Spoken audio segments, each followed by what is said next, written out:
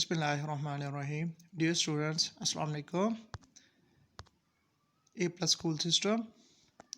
आज हम 9th class की केमिस्ट्री का चैप्टर नंबर 3 का पहला लेक्चर देखेंगे, जिसमें हम introduction of the periodic table को स्टडी करेंगे। सबसे पहले पीरियोडिक टेबल को देखते हैं। पीरियोडिक टेबल बेसिकली एक ऐसा टेबल है जिसके अंदर 118 एलिमेंट्स को अरेंज किया गया है। उनकी अरेंजमेंट ऐसे की गई है कि एलिमेंट जो सेम प्रॉपर्टीज़ वाले एलिमेंट्स हैं उन्हें इकट्ठा रखा गया है।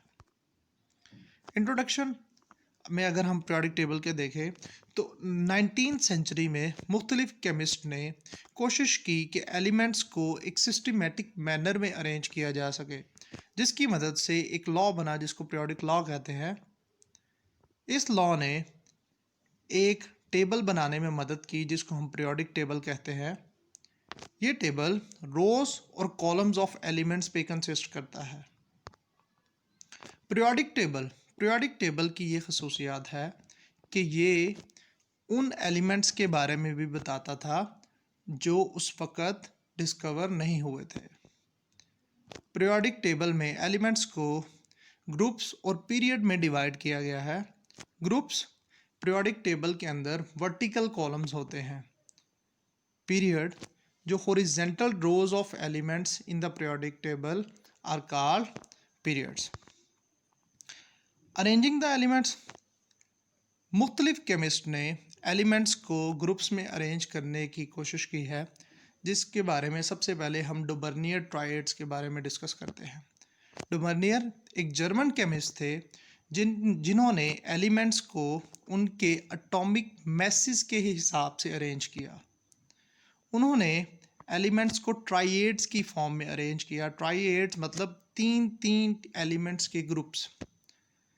इसकी खसूसियत ये थी कि जो सेंट्रल एलिमेंट होता था इस ग्रुप में, उसका मैस एवरेज होता था दूसरे दो एलिमेंट्स का। फॉर एग्जांपल अगर हम एग्जांपल देखें यहाँ पर, तो कैल्शियम का एटॉमिक मैस होता है 40, बेरियम का होता है 137।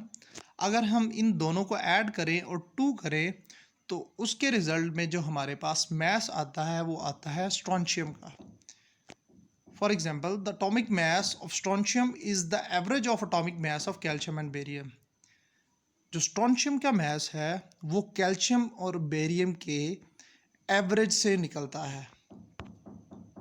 इसके डीमेरिट्स, डुबर्नियर ट्रायड्स के जो सबसे बड़ा डीमेरिट था कि इसकी मदद से सिर्फ चंद एलिमेंट्स को अरेंज किया जा सकता था, इसीलिए ये ज़्यादा मकबूल ना हुआ।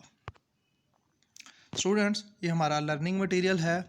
हम इसको इंट्रोडक्शन से स्टार्ट करेंगे और डुबर्नियर ट्रायड्स तक लर्न करेंगे।